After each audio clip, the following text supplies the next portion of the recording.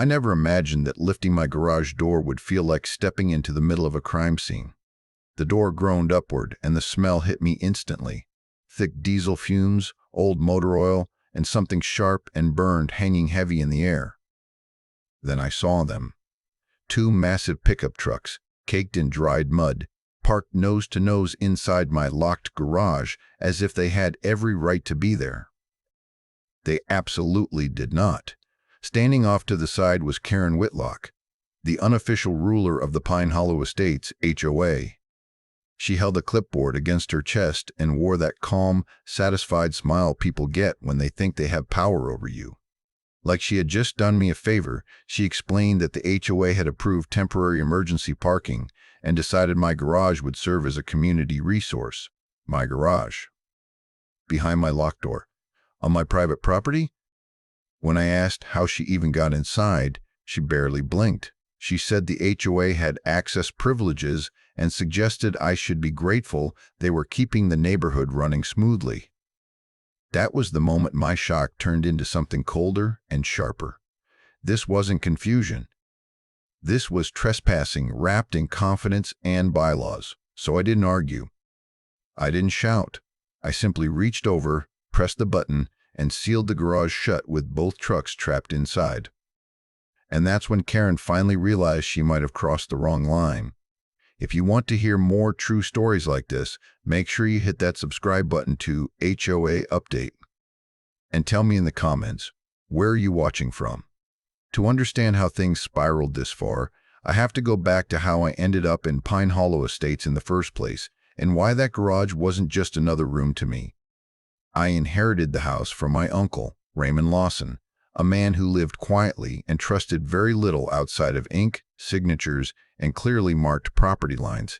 He believed paperwork was protection and that an HOA should never be trusted farther than you could throw its bylaws binder. Growing up, he drilled that mindset into me every time I visited. Measure everything. Save everything. Question anyone who claims authority without proof. The house itself was modest. Nothing flashy, nothing that screamed money or status. But it came with one thing that mattered deeply to me. A large detached garage tucked slightly behind the house. That garage held more than tools and storage. Inside were my workbench, my equipment, and my late father's restored pickup truck, the one thing I refused to ever part with. Every oil stain on the concrete, every scratch on the walls, every creak in the door carried history. That space was mine in a way the rest of the house never fully felt. When I first moved in, the HOA didn't seem particularly hostile. They sent the usual welcome packet, guidelines, and meeting schedule. Lawn height limits. Trash bin rules. Paint color approvals. Annoying, yes, but nothing out of the ordinary. I kept my head down, followed the rules, and figured we would coexist without much interaction. That illusion shattered the day Karen Whitlock introduced herself. She showed up unannounced one afternoon while I was unloading tools from my truck. Perfect posture, perfect smile. Clipboard tucked neatly under her arm like an extension of her body. She introduced herself as a board member, but the way she spoke made it clear she considered herself much more than that. She didn't ask questions. She made observations. She commented on my driveway, my garage. The fact that my door was usually closed. At first, it felt like small talk. Then it felt like inventory. She asked why I kept the garage shut so often. I told her it was private. She nodded, but the nod felt calculated, like she was filing that answer away. The next time we crossed paths, she asked what I stored in there. I laughed it off and said tools and personal property. That's when she casually mentioned that the HOA had a responsibility to ensure structural safety and sometimes needed access to private structures for inspections. That comment stuck with me. It wasn't framed as a request. It was framed as a reminder. From that point on, every interaction felt less neighborly and more investigative. Karen would linger when she walked by. She'd glance at the garage door, the lock, the hinges, as if she were mentally mapping it. She started sending emails reminding homeowners about shared responsibility and community cooperation. None of it mentioned my name, but the timing was never accidental. Then I learned about her husband. Dale Whitlock owned a towing and small contracting company in town. Coincidentally, his business handled a surprising amount of HOA-approved work towing vehicles, emergency repairs, temporary storage solutions. I started noticing how often his trucks appeared around the neighborhood, parked near common areas, idling along the curbs. Always close, always visible. The connection didn't sit right with me, but at the time, it still felt like background noise. I didn't yet see the pattern. I didn't realize the HOA wasn't just enforcing rules. It was creating opportunities. Violations turned into contracts. Complaints turned into invoices. Authority turned into profit. Looking back, the warning signs were obvious. The way Karen spoke as if permission flowed only one direction. The way she treated private property like a suggestion rather than a boundary. The way she smiled whenever someone hesitated or backed down. By the time those trucks ended up inside my garage, none of it was random. It wasn't a one-time overstep or misunderstanding. It was the final step in a process that had been quietly unfolding since the day Karen decided my garage was something she wanted control over. I just didn't know yet that she had mistaken my silence for surrender. The moment I locked that garage door, Karen's calm mask shattered. She went from smug confidence to open fury in seconds. She yanked on the handle, slapped the metal like it had personally offended her, and started shouting that I had no right to detain HOA property. According to her, those trucks didn't belong to her husband anymore. They belonged to the association, and by extension, to her. She threatened daily fines, legal action, even eviction, rattling off consequences like she was reading from a script she'd rehearsed 100 times before. I didn't argue. I didn't match her volume. I stood there and listened while she spiraled, because every word she said only confirmed what I was starting to understand about how she operated. Within the hour, she called the police. I could hear her on the phone, loudly and deliberately describing me as hostile and uncooperative, claiming I had unlawfully seized HOA vehicles and was refusing to release them. When the officers arrived, Karen immediately took control of the conversation, talking fast and gesturing toward my garage as if it were a crime scene she had discovered. She told them I had locked up community equipment and was threatening the safety of the neighborhood.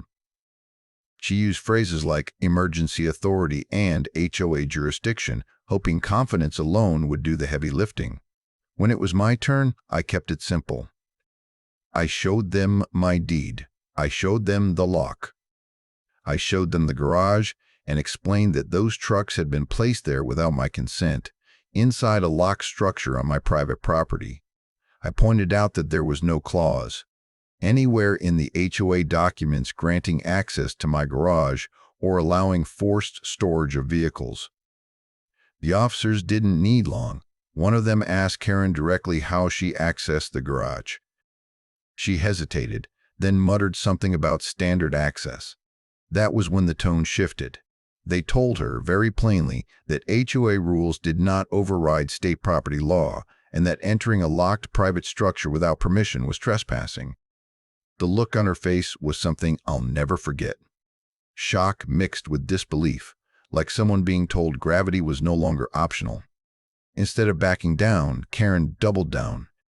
After the police left, the harassment began in earnest. Within days, I started receiving violation notices at a pace that felt almost impressive.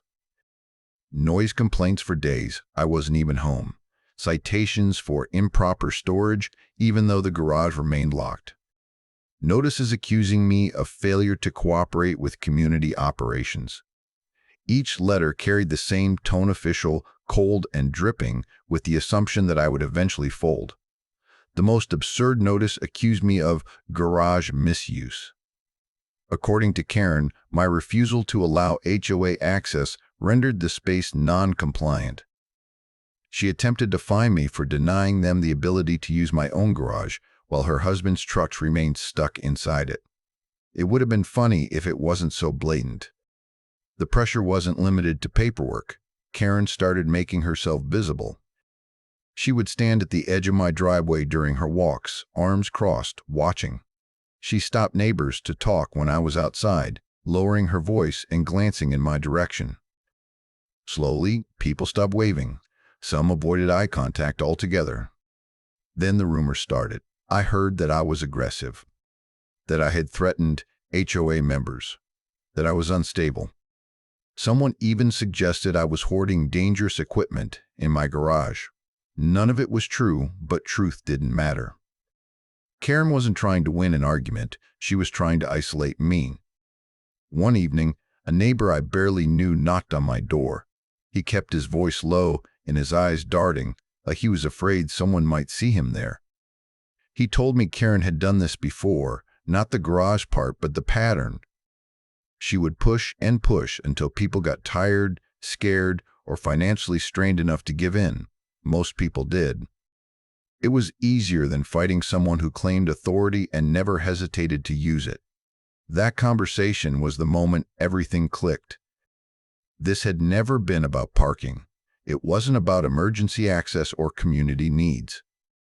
It was about control, about seeing how far she could go, how much she could take, and whether I would submit like everyone else before me. The garage was just the excuse she chose. And that's when I stopped thinking of this as a dispute and started treating it like what it really was, a power grab that had finally gone too far. Karen thought intimidation would make me unlock that door. What she didn't realize was that every threat, every fine, every lie was just giving me more proof that she had built her authority on intimidation alone, and that meant it could collapse just as easily. Instead of reacting the way Karen clearly expected, angry emails, raised voices, public blow-ups, I did the exact opposite. I slowed everything down. I remembered what my Uncle Ray had drilled into me since I was young. When someone starts throwing authority around, you don't argue with them. You out-document them. Emotion gives bullies leverage. Paperwork takes it away. That night, I pulled out the old filing cabinet Ray had insisted on keeping locked at all times. I had never gone through it in detail before. Deeds, tax records, survey sketches, yellowed folders labeled in his precise handwriting. It felt less like paperwork and more like a time capsule. Ray had never trusted the HOA, and as I flipped through those folders, it became painfully clear why. Buried near the back were the original subdivision plats from when Pine Hollow Estates was first carved out of farmland decades earlier, not copies. Originals, signed, stamped, and dated. I spread them across my dining table and started comparing them to the HOA's current maps posted on their website. At first, I thought I was misreading something. Then my stomach tightened, not with dread, but with something closer to disbelief. My property lines went farther than the HOA claimed. Not by inches, not by some vague gray area. By a clearly defined strip of land that the HOA had been using for years as temporary parking overflow and staging for maintenance work. The same strip where Dale Whitlock's trucks had been sitting. According to those original documents, that land had never been common property. It had always belonged to my lot. I sat there in silence, letting that realization sink in. Karen's trucks weren't just illegally parked inside my garage. They were sitting on land the HOA had no legal right to touch, which meant every warning letter, every fine, every claim of authority suddenly had a much darker implication. This wasn't overreach. This was theft disguised as administration. The next morning, I called a licensed surveyor and explained the situation without drama. He came out a few days later with his equipment and those same old plats. I watched as he measured, checked, and rechecked. When he finally looked up at me, he didn't smile or celebrate. He just nodded and said exactly what I already knew. The lines matched. The land was mine. He marked it clearly, documented everything, and prepared a formal report that left no room for interpretation. No HOA understanding. No community tradition. Just legal boundaries, measured and verified. With that report in hand, I made the next call to a property attorney who specialized in HOA disputes. I walked into his office with a folder thicker than most cases start with. He listened quietly as I explained everything, from the garage break-in to the violation barrage. When I laid the plats and survey on his desk, he leaned back and exhaled slowly. This wasn't a misunderstanding, he told me. This was exposure. According to him, the HOA's use of that land opened the door to serious liability. Unauthorized use. Improper assessments. Contracts awarded for work performed on property they didn't own, and that didn't even touch the garage incident itself, which crossed cleanly into criminal trespass territory. For the first time since Karen parked those trucks in my garage, I felt something close to calm, because now the story wasn't homeowner refuses to cooperate. It was HOA operates on land it does not own. That shift changed everything.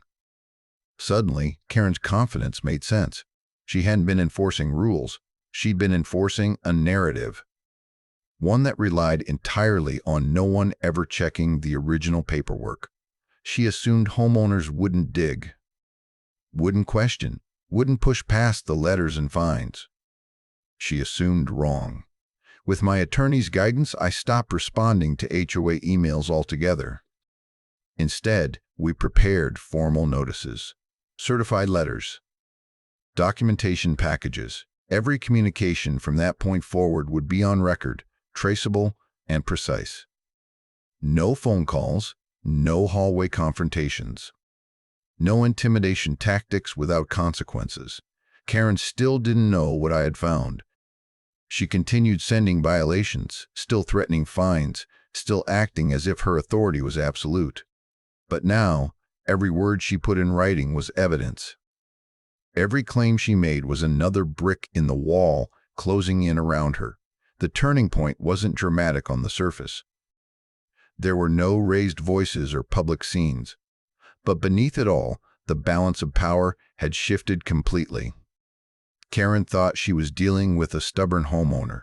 In reality, she had stepped onto land she didn't own, into a garage she had no right to enter, and into a paper trail that was about to expose just how fragile her authority really was. And once authority is exposed as fraud, it doesn't just weaken, it collapses. Once I had the documentation in hand, I stopped thinking defensively and started moving deliberately. Every step from that point on was calculated, recorded, and impossible to misinterpret. The first thing I did was file an official trespassing report, not a complaint, not a warning. A formal report naming names, listing dates, and documenting exactly how 2 vehicles had been placed inside a locked structure on my private property without consent. I attached photographs, copies of my deed, and the surveyor's report confirming the land boundaries. I wanted the record to be clean and unmistakable. The next move was a certified letter to the HOA, not an email, not a phone call, a letter that required a signature. In it, I demanded immediate removal of the vehicles, compensation for unauthorized use of my garage and land, and written confirmation that no HOA representative would access my property again without explicit permission. The tone wasn't emotional or threatening. It was professional, factual, and final. My attorney reviewed every word before it went out. Karen's response came faster than I expected. Within days, the HOA announced an emergency meeting. The notice claimed the purpose was to address serious safety concerns and a homeowner acting against community interests. My name wasn't mentioned, but it didn't need to be. Everyone knew exactly who the meeting was about. Karen had switched tactics. If she couldn't intimidate me privately, she would try to isolate me publicly. What she didn't know was that I had already planned to attend, and I wouldn't be coming alone. In the days leading up to the meeting, my attorney and I prepared meticulously. We organized the documents chronologically: original plats, surveyor's report, police incident number, copies of violation notices, emails, everything labeled, indexed, and ready. The surveyor agreed to be present if needed, not to argue, not to speculate, just to state facts. At the same time, something unexpected started happening. Neighbors began reaching out to me quietly. At first, it was one message, then another. Then a knock at the door late one evening. People spoke in hushed tones, like they were confessing something they'd been holding on to for years. Karen had fined them over technicalities, threatened liens, pressured them into using approved contractors. A few mentioned Dale's towing company by name. Others shared copies of old violation letters they had paid just to make the stress go away. They all told the same story. Karen never asked, she ordered. And when people resisted, she made their lives difficult until they stopped. I realized then that my situation wasn't unique. The garage was just the most aggressive example. What I had stumbled into was a pattern, one that only worked because people felt alone. Because they believed fighting back would cost more than surrendering. That changed the night those neighbors stood in my driveway and said, "If you need us to speak, we will." I didn't ask them to confront Karen. I didn't want chaos or shouting matches. I wanted something stronger, credibility. Witnesses. A clear record showing this wasn't one disgruntled homeowner, but a long-running abuse of authority. As the meeting approached, Karen's behavior grew more theatrical. She sent out reminder emails emphasizing attendance. She warned about disruptive conduct. She positioned herself as the defender of order. From the outside, it probably looked convincing. But behind the scenes, the foundation was already cracking. By the time the night of the emergency meeting arrived, I wasn't nervous. I wasn't angry. I felt prepared. The documents sat neatly in a binder under my arm. My attorney walked beside me. The surveyor waited nearby, and scattered throughout the room were neighbors who finally understood that they weren't isolated problems. They were pieces of the same story. Karen believed this meeting would be her courtroom. She thought she would control the narrative, frame me as the villain, and pressure the community into turning against me. What she didn't realize was that this time, the facts would be speaking instead of her, and facts don't bend to intimidation. The meeting started the way Karen always ran things, fast, loud, and designed to overwhelm. She stood at the front of the community room with her clipboard in hand, tapping it against the table like a gavel.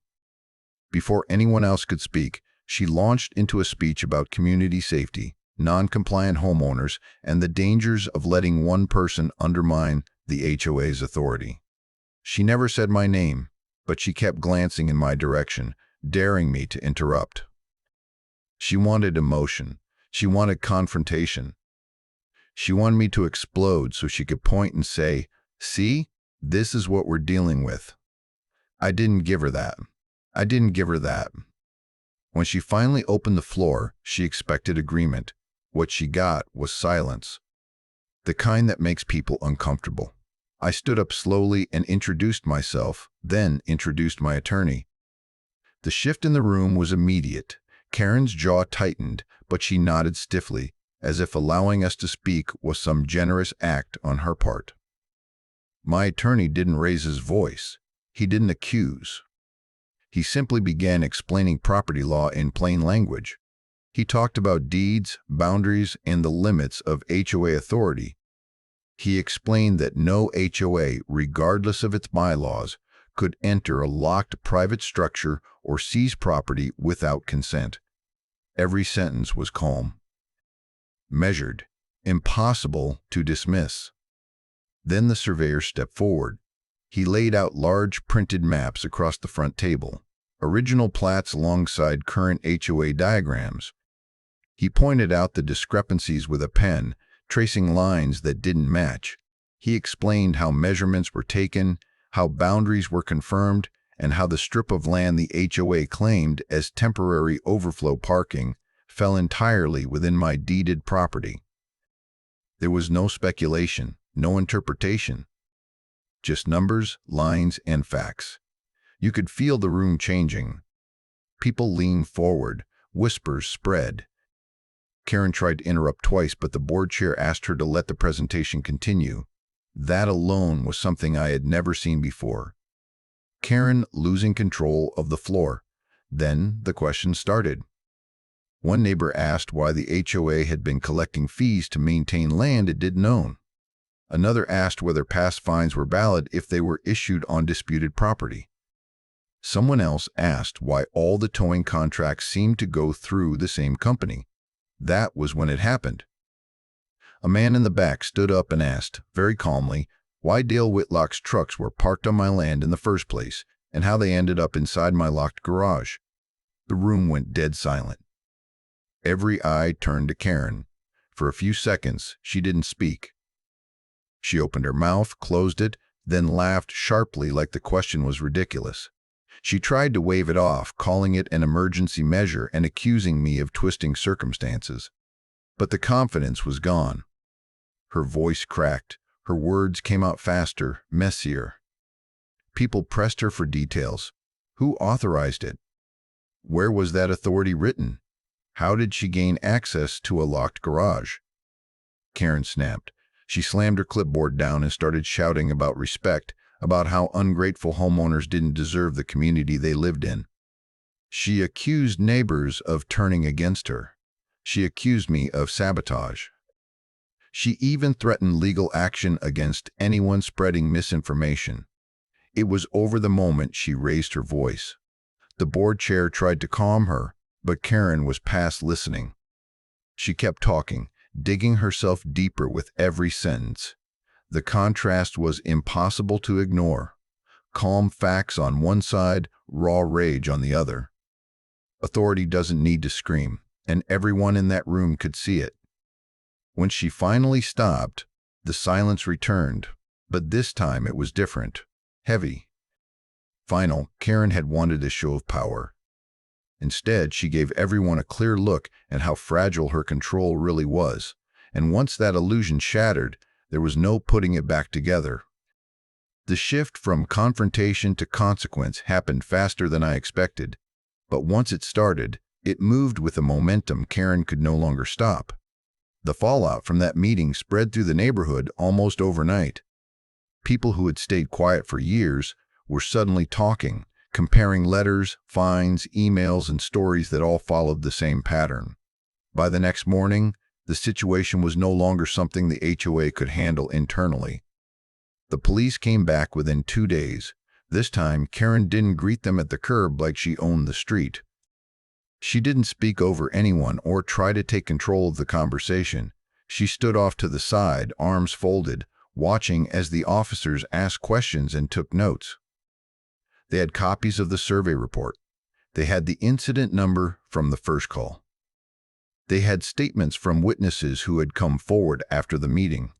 Everything that Karen had tried to explain away as HOA authority now had to stand up under actual law enforcement scrutiny.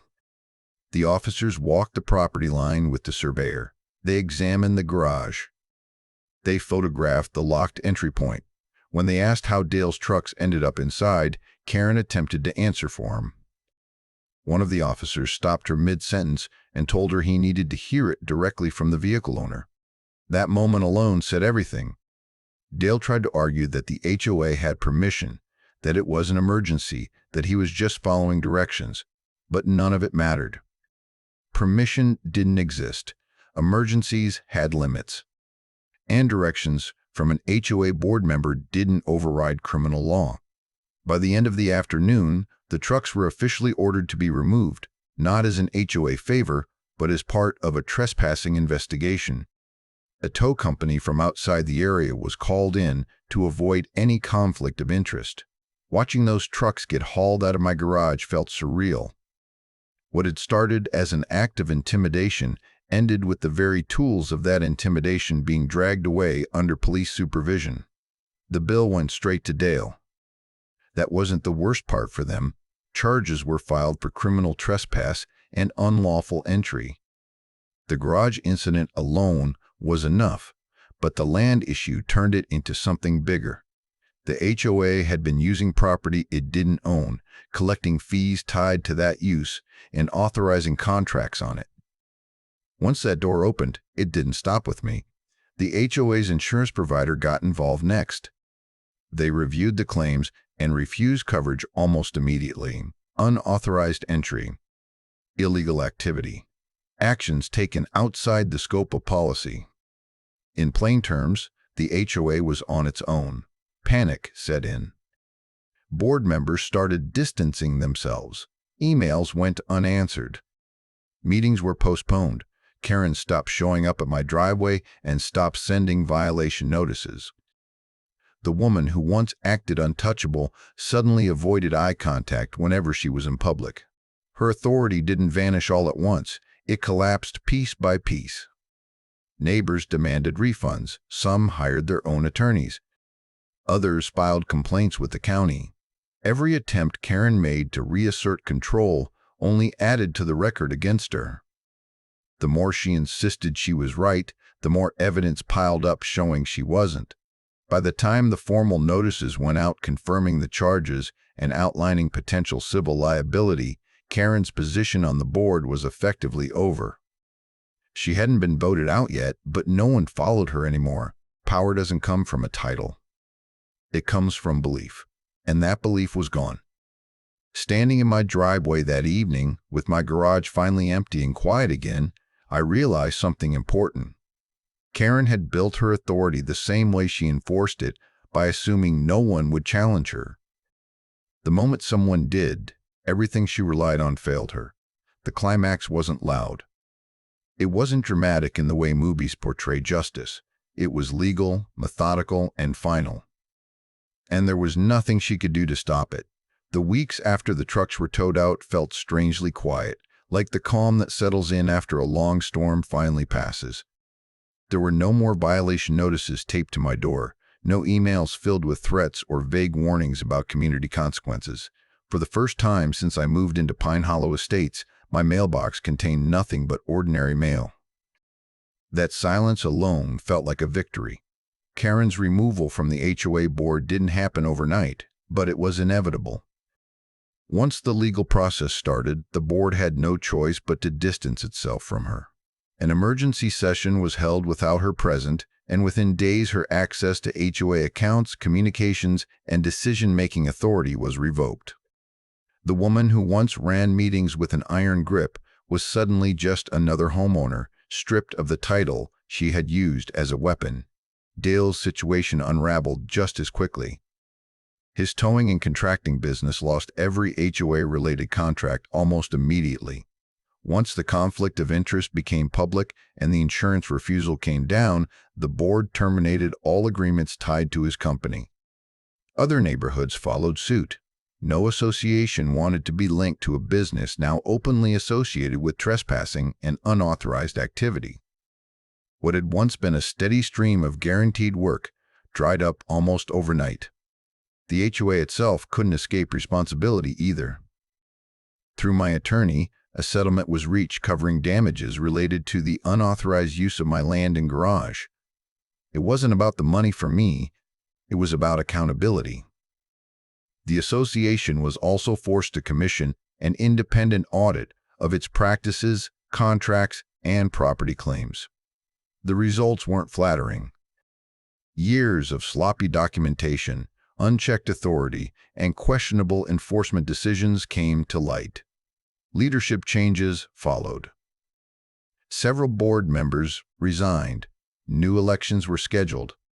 Policies were rewritten with clear limits on access, enforcement, and conflicts of interest.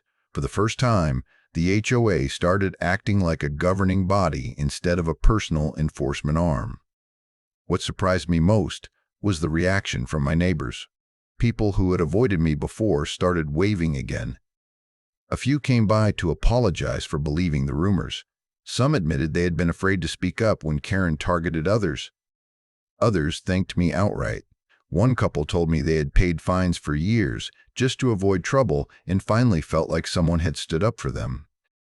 I didn't feel like a hero. If anything, I felt relieved. Relieved that I hadn't backed down.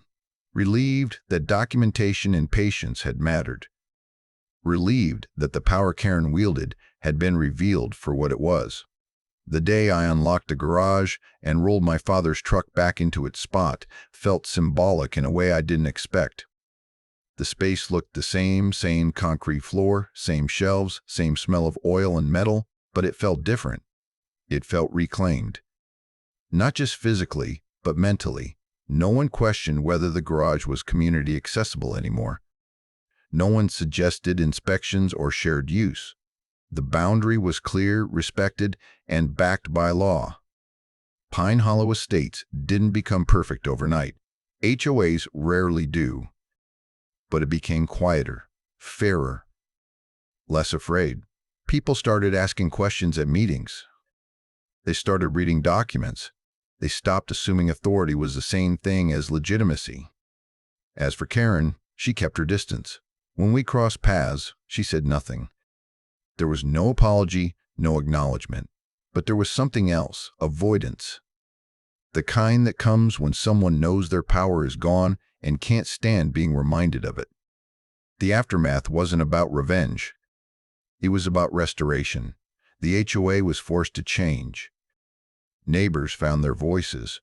And my garage, my space, my history was finally, undeniably, mine again. I never moved to Pine Hollow Estates looking for a fight. I wasn't trying to prove a point or challenge anyone's authority. I just wanted to live quietly in the home my uncle left me and be left alone to take care of my own space. What I didn't realize back then was how often bullies rely on silence to survive.